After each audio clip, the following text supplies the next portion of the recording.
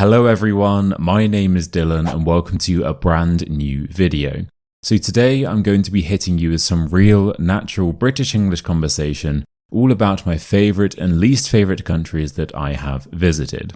So I'm going to be speaking at a very natural pace, which will be at about a B2 to a C1 level, and I have also made a free PDF to go with this video, including all of the native expressions and pieces of vocabulary that I used, and the link to that will be in the top comment. Okay then, let's do this.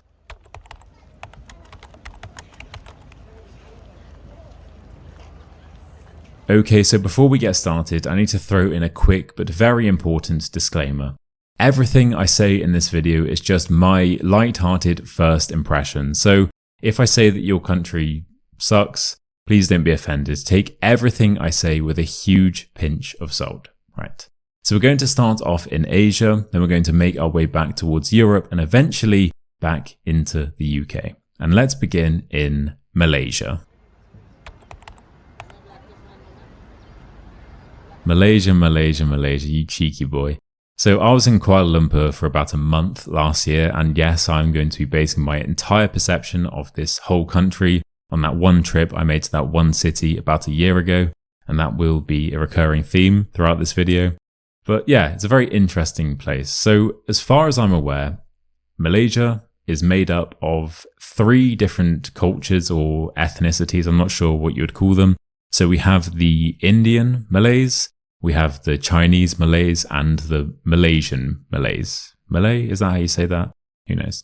And I was told that there was some animosity between these 3 groups. I didn't notice that personally, but I definitely did notice how mixed the whole culture was. So for instance, you'd be in Kuala Lumpur, you'd be walking down a street, you'd look to your left and there'd be a very old, ancient Asian temple. And you think, okay, cool, I'm in an ancient Asian traditional village. Then you'd look to your right and there'd be a row of palm trees and all these different skyscrapers and a huge shopping center. And you'd think that you were in somewhere like Dubai. So that's one thing I did notice, and just from I'm definitely not qualified to talk about this, but just from my first impression, it feels as if they do have a bit of an identity crisis, like they're not really too sure which culture they'd like to lean into, which is very understandable.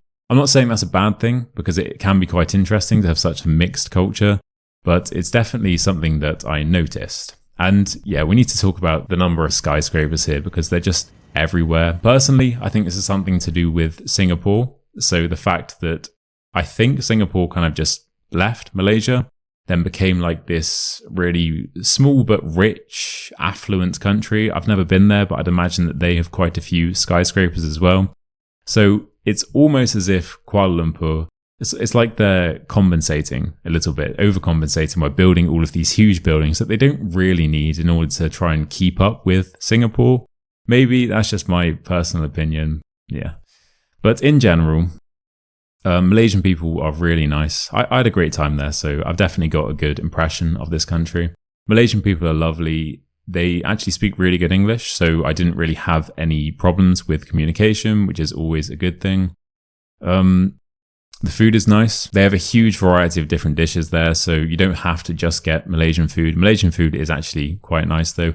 I'm still not 100% sure what Malaysian food is. I think it's just rice and meat and different spices and herbs and stuff like that, but it is good.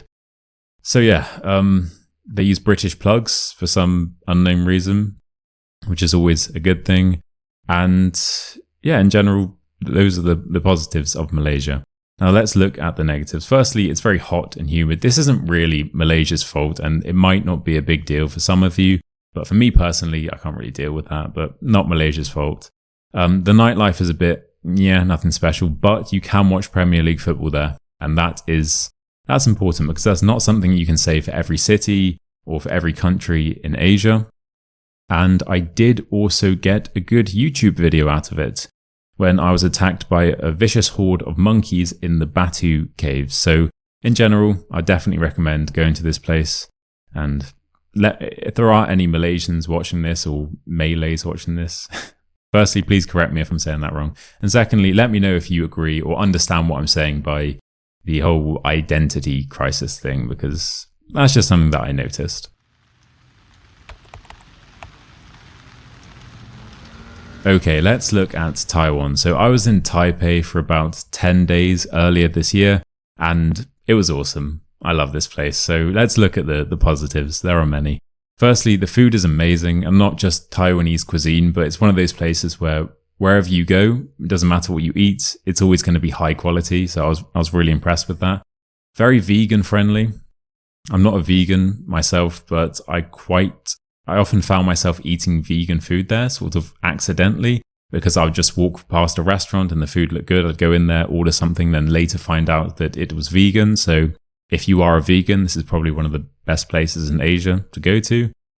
English is amazing. No communication problems whatsoever. So once again, for a lazy Westerner, always a good thing. They have a really good gym there. That's something that I noticed. Not everywhere.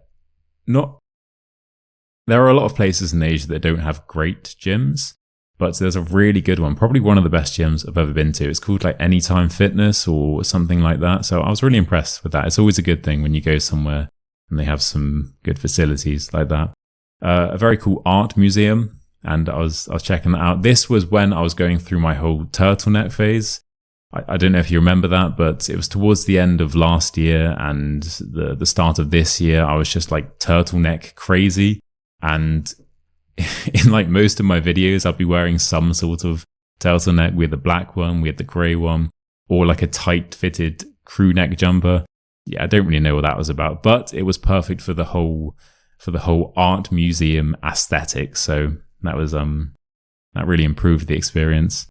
What else? Loads of live music, which was a very pleasant surprise. So when I was there, I made friends with some British guy who was also there, and he was a musician. So he would drag me along to these open mic nights or these events where there would be live music, like random bands playing and stuff like that. And there was one on like every single night. So firstly, Taipei has an amazing nightlife, and secondly, they have a huge live music scene, which is actually a really fun thing to do on like a random Tuesday. If you want to go out, but you don't want to get, too drunk because maybe you've worked the next day, go to one of these places, have a few beers and just enjoy yourself. It's a really cool experience. So yeah, great live music in Taiwan.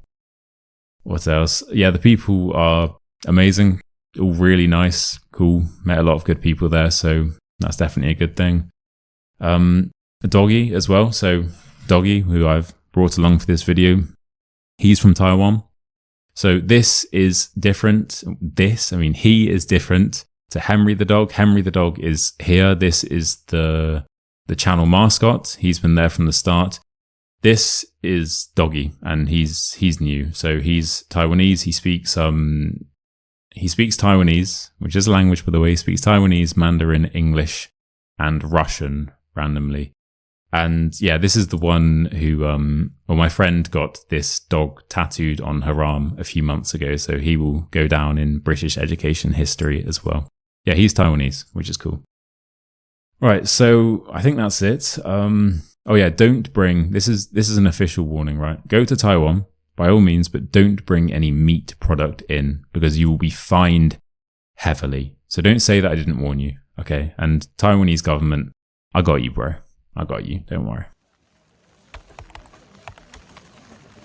Japan, where to start? So I was here for a couple of months last year. I was in Tokyo for about 2 weeks, Osaka for 4 weeks, and Fukuoka, of all places, for 2 weeks as well.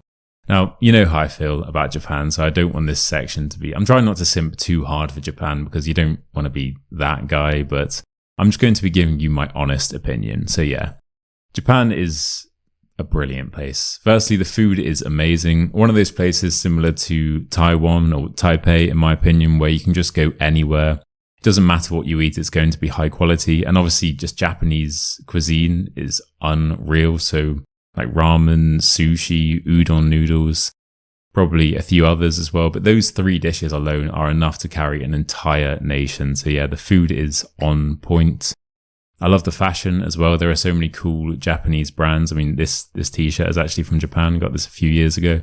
And the actual clothes shops themselves are really cool as well. So they're very nicely laid out. The buildings are quite cool as well and quite unique. So just shopping in Japan is a really good experience.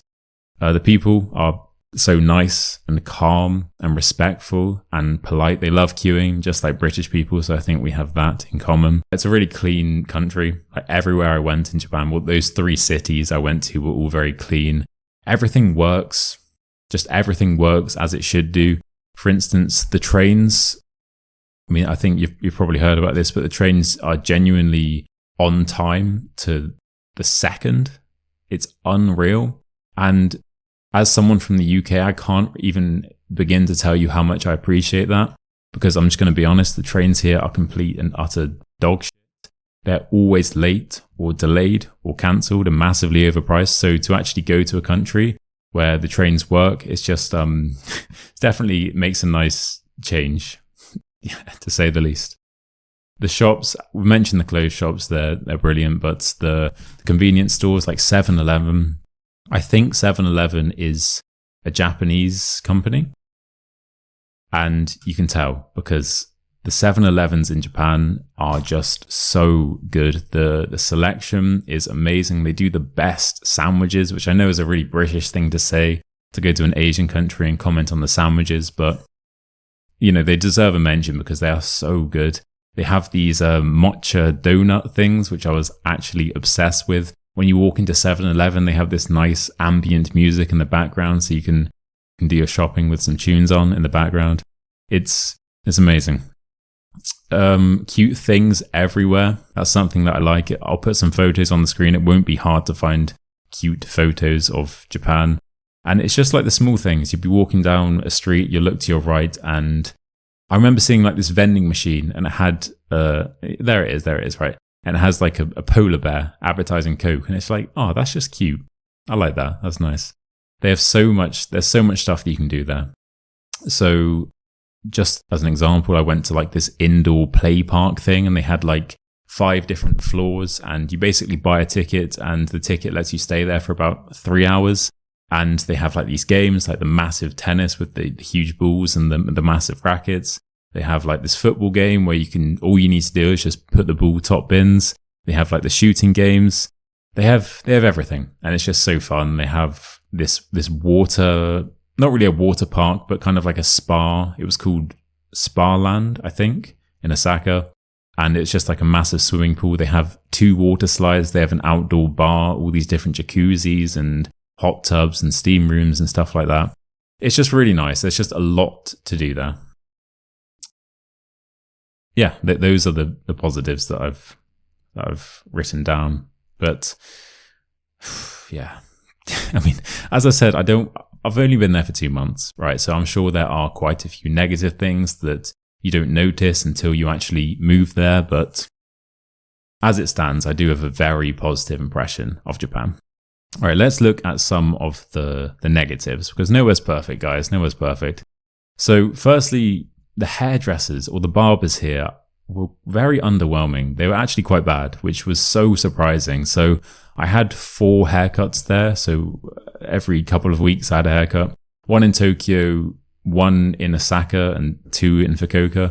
And to be honest, yeah, they weren't great. They weren't great. I wasn't really impressed with any of them. And that was more surprising than anything else, because I would just expect them to have really good hairdressers. Although, to be fair, I'm going to cut them some slack, because I do kind of understand it, right? If someone like me walks in who doesn't speak any Japanese and is like, yeah, can you just do this weird haircut? I can't explain it, so I'm going to have to show you a photo of this haircut where it's just like you chop the sides off, but you leave it kind of long on the front and the back, and they're probably thinking, oh man, dude, can't you just have like a normal haircut, please? Like, it's late, I don't speak English, you don't speak Japanese. So I kind of understand it, but as I say, I was kind of surprised more than anything. And I did actually get a really, really good haircut in Fukuoka. So if you are there, go to this place. This is the place to go to. Not many gyms. This is mainly a Tokyo thing. I really couldn't believe how hard it was to find a decent gym in Tokyo. And there's a great one in Osaka and Fukuoka for sure. But in Tokyo, I was baffled at how hard it was. I ended up joining like some kickboxing class instead, because it was genuinely easier to find a kickboxing class than it was a decent gym. And this ties in with the third bad thing about Japan. The websites aren't very foreigner friendly, in the sense that they're all in Japanese, which is understandable. I mean, it is their country and their language, but there isn't an option to translate it into English. And that can be a bit awkward when you go to, if you want to find out information about something, or if you want to make a reservation, or find a gym, for example. That's one of the reasons why it was so hard to find a gym, because it was all in Japanese. And I was like, I had to get my phone out, get the Google app on my phone and like take photos of my laptop screen in order to translate it.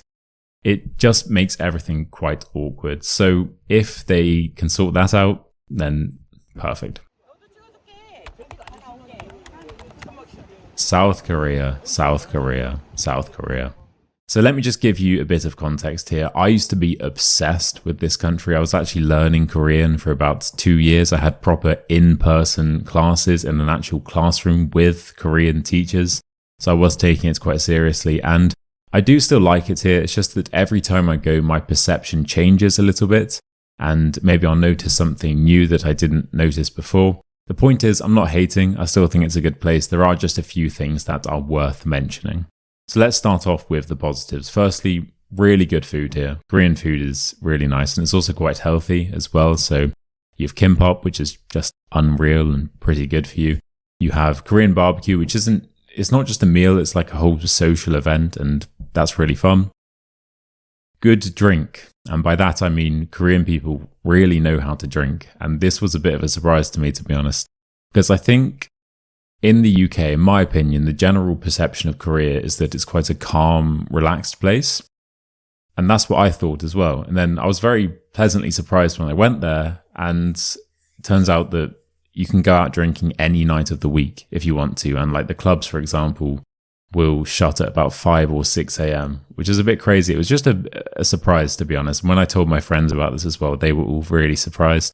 So as a British person, I do respect that. Great hairdressers, amazing hairdressers. I genuinely think the best barbers in the world are all in Korea. Trust me, you will not be disappointed. They have different techniques here.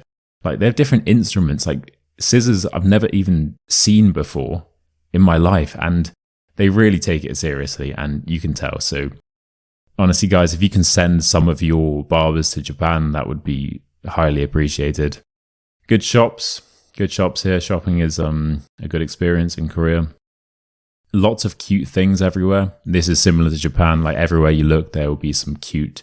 They have like the soju frog. So soju is like the Korean drink, and the mascot is this frog dude, and he's everywhere. So if you like cute frogs, then you'll probably like Korea, because this guy seriously is everywhere. Good people. I've got a lot of Korean friends, and I like Korean people. I think they're nice, they're calm, they're quite funny as well. So I get on well with them. Cool language. Obviously, I'm an expert, so I can comment on that. And also, I'm going to add one in there that I realized as I was looking through the videos and photos I have from Korea. There are a lot of really beautiful buildings and temples and stuff like that. They're very nicely integrated into the rest of the country. And by that, I mean, we'll look at Seoul, for example. I've only been to Seoul and Busan and Jeju Island, which Jeju Island's quite nice, actually. But in Seoul, for example, they'll have it's a very modern city. So they'll have all these different shops and stuff like that, and all these new buildings. And then you look to your left and there'll be like this palace, like a really ancient palace that's kept in pristine condition. So that's another really good thing about Korea. Or you can make like an actual trip to some sort of temple that's a little bit out of the way, but absolutely worth it. There are 2 in Busan, which are just both unreal. And it's also quite a clean, or from what I've seen from those 2 cities, it's quite clean as well. And finally, the Kakao Gom is very cute. So Kakao Talk is the Korean equivalent of WhatsApp. It's like the messaging service they use within the country. And they have like these emoticons or emoji things that you can buy and then send to the other person. And they're really cute. So I'll put some on the screen. Yeah, they're so cute that they made it into the list of good things about Korea. So yeah, that's saying something. Right.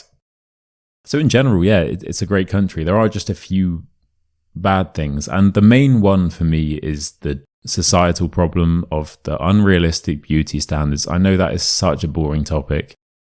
And it's like saying social media is bad. It's like, yeah, we know, but okay, who really cares?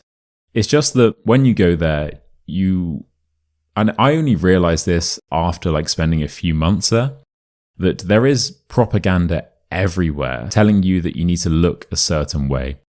And it's only when you meet individuals who have actually been affected by this that you realize how much of a problem that actually is. Okay, so that's all I'll say on that matter. What else do we have? It's hot. Once again, not really Korea's fault. And it's only in the summer that it gets hot. And it can be quite humid as well. And the problem is, Korean people are sort of used to this, I think. So when I went there in the summer, I was like sweating. And I was really hot and uncomfortable. But everyone else around me, all the Korean people were absolutely fine. They didn't even look like they were even that hot. Whereas in the winter, I went there and they've all got these massive coats on and these scarves and these hoodies and stuff like that. But I was fine. I was like, it was literally snowing outside and I was walking around in shorts and stuff like that. So if you're from the West, you'll lose in the summer, but go in the winter and you'll be the winner. Don't worry. Finally, it's impossible to watch Premier League football here, which was really surprising because I've met a lot of Korean football fans. They mainly support Tottenham because of Heung-min Song, who is like a really good footballer. He's Korean and he was playing for Tottenham. He's moved on now, so I'm quite curious to see what will happen to all these, Korean Tottenham fans. If you want my advice, jump ship, like go and support a real team like Arsenal. But considering that they have so many football fans, and considering that the nightlife does end, like it goes on for a long time, I'm surprised that they don't have at least one sports bar where you can watch live Premier League football. And trust me, I've looked. And with the time difference, right, Korea, I think, is 8 hours ahead of the UK. So a standard match would kick off at about 11 p.m. on a Saturday, maybe 1:30. Yeah, just doing the maths. Or potentially at about 4 a.m. on a Wednesday or a Thursday, potentially. So fair enough if you're not going to show the really late ones, but I'm just surprised that there's nowhere to watch live Premier League football, considering the amount of fans they have there on the weekend. That's just, yeah. And trust me, I've looked everywhere. I couldn't find a single place. Yeah. So that's it really, guys. In general, great country. It's just they do have some societal problems. And as I say, it's only when you start to meet people in real life who have been personally affected by this, you realize how damaging it can actually be. So if they can just dial back the whole beauty standards thing, start showing Premier League football and reduce the number of Spurs fans, I think they'll be alright. Okay, let's talk about Vietnam. So this section will be quite brief because I've only really been to Ho Chi Minh and I was working most of the time I was there, so I didn't really get that many opportunities to go and explore the actual country. But what I will say is that the people here are just unreal, in the sense that I was here for about a month and literally every single person I met, with no exceptions, were just so polite and friendly and kind and welcoming and respectable. And that honestly makes all the difference. And I'm not saying that the people from the other countries I've mentioned in this video weren't also really nice. Genuinely, I've never been to a country where the people weren't kind. It's just the Vietnamese people are at next level. So, for example, if you have any sort of problem, they won't stop until the problem is solved. They won't stop trying to help you until the problem is solved, or until they've done literally everything in their power they can to try and rectify this issue. Even if it isn't their fault. Most of the time, this isn't even their fault. They're just trying to be helpful and to make sure that you have a good time. So, honestly, Vietnamese people are just the best. So as I say, I was in Ho Chi Minh and I liked it, but I have to warn you, this place is absolutely hectic. So if you don't really like noisy, busy cities, this probably isn't the place for you. I think this is mainly due to the sheer number of cars and bikes there. It does mean that it's quite loud a lot of the time. And for instance, like crossing the road can be quite challenging. It's definitely something that takes some getting used to. The food Food is really good here, for sure. And I think that's about it, to be honest. I'm just looking at my notes. Yeah, as I say, I was working quite a lot, so I did kind of find it hard to integrate into Vietnamese society. I would say maybe the English isn't, well, I don't know actually, because I think in young people, the English is absolutely fine, but maybe in older generations, the English isn't as good. And that's understandable. I don't want to come across as some Westerner that just goes to these countries and expects everyone to speak perfect English. Like, they have their own language. If anything, I should be speaking Vietnamese, right? But I did find it quite hard to integrate into this society. I didn't really make that many friends. But as I say, maybe that's just because I was working. So I would like to go back to this place and spend a bit more time there, actually meeting more people and exploring more of the country, as opposed to just like the same cafe in Ho Chi Minh, for example. Thailand, Thailand, Thailand. So I've only really been to the northern part of this country, specifically Chiang Mai. And Chiang Mai is just it's the calmest, chillest, most relaxing place in the world. So if that's the vibe you're going for, I'd definitely recommend visiting here. And the people here are just awesome as well. Quite similar to Vietnamese people in the sense that they're also chill and friendly and nice, and also really funny as well. So that's always a good thing.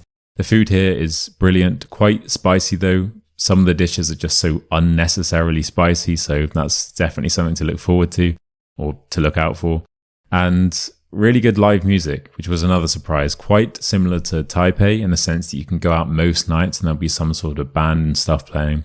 And I just think that this brings so much character and personality to a country or a city. So that's always something that I appreciate. Really good barbers here. Thai people know their way around a mullet. We'll leave it at that.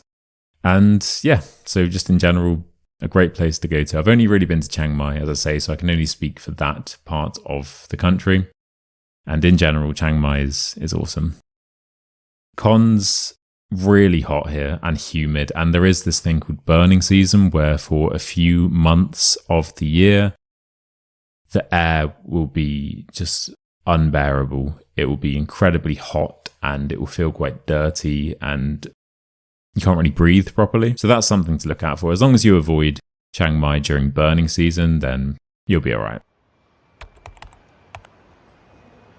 So this will be an incredibly brief section because even though I have technically been there, I don't feel like I actually have. So I was there for one night unintentionally because I was getting a connecting flight that stopped off at Istanbul airport.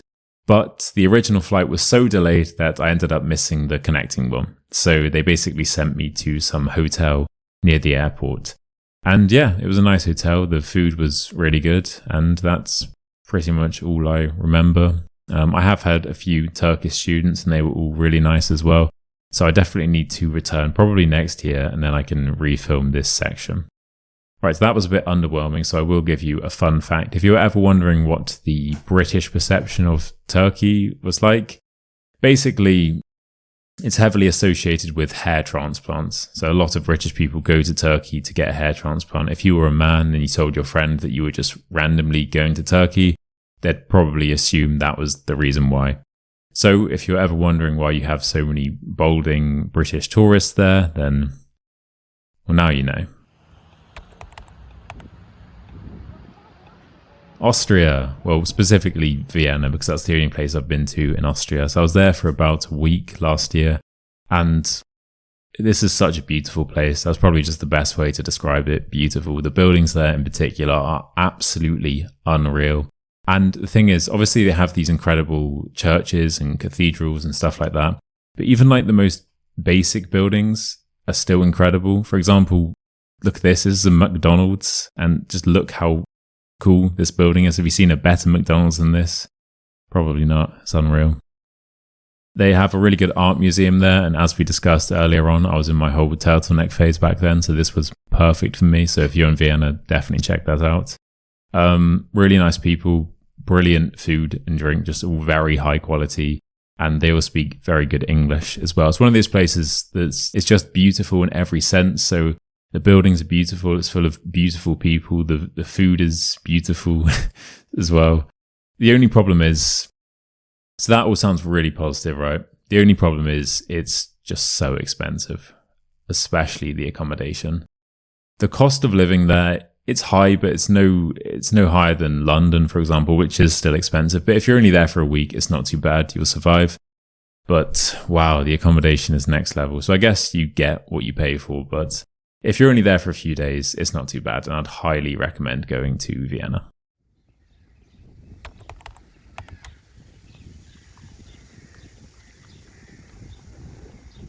And we are finally back in the UK, specifically Scotland. So I was here for a few days earlier this year, and this place is just absolutely incredible. Scotland is genuinely one of the most beautiful countries in the world. The nature here is just different. They have all of these incredible lakes, lochs, and mountains, and the most luscious forests you could possibly imagine. And it's also completely deserted. Like, Scotland is huge. It's absolutely huge. Yet there are so few people there. It's crazy. But the people who are there are brilliant. Like, they're all really, really nice. The Scottish accent is the best accent, I'm going to be honest. I could listen to it all day. And yeah, it's an amazing place. The only problem is the weather is just absolutely dreadful. And yeah, in fairness, the weather in the whole of the UK is quite bad, but in Scotland it's especially bad. It's always grey, it's constantly raining, and obviously it gets quite cold as well. That's probably why the nature is so good, because it's deserted and it's also constantly raining.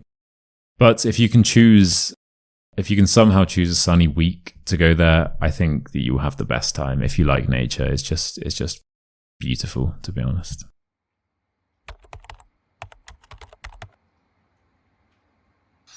Right, guys, and there we have it. Thank you so much for watching. I hope that you enjoyed this rather rambly video, and make sure to hit the link in the top comment for the free PDF, which will include all of the expressions and pieces of vocabulary that I used, along with a detailed explanation and a few extra examples as well.